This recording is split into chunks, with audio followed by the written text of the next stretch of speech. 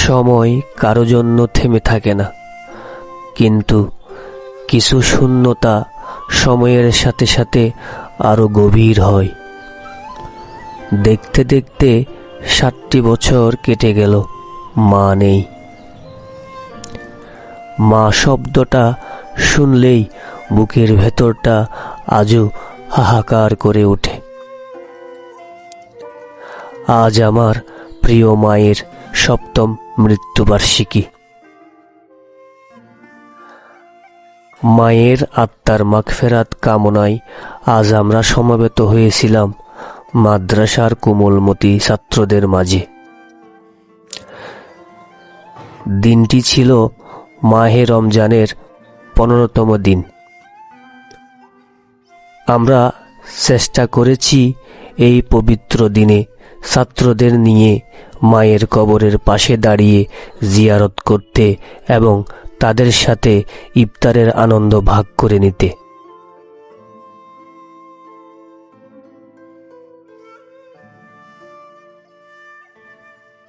পবিত্র কুরআন তেলাওয়াত আর দোয়ার মাহফিলে যখন ছোট ছোট হাতগুলো আল্লাহর দরবারে মোনাজাত করছিল, তখন মনে হচ্ছিল হয়তো এই দোয়াগুলোই পৌঁছে যাচ্ছে আমার মায়ের কবরে।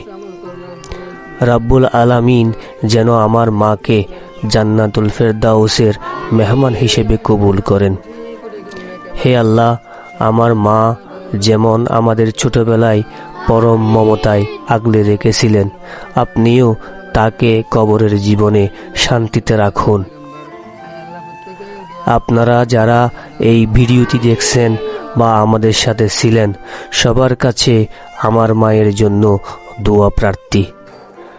মহান আল্লাহ পাক যেন সবার মা বাবাকে নেক হায়াত দান করেন, আর যারা দুনিয়া ছেড়ে চলে গেছেন তাদের ক্ষমা করে দেন।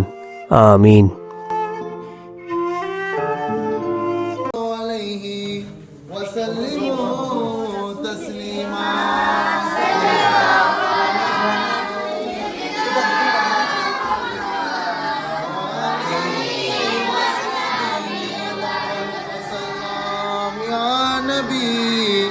سلام عليك يا رسول سلام عليك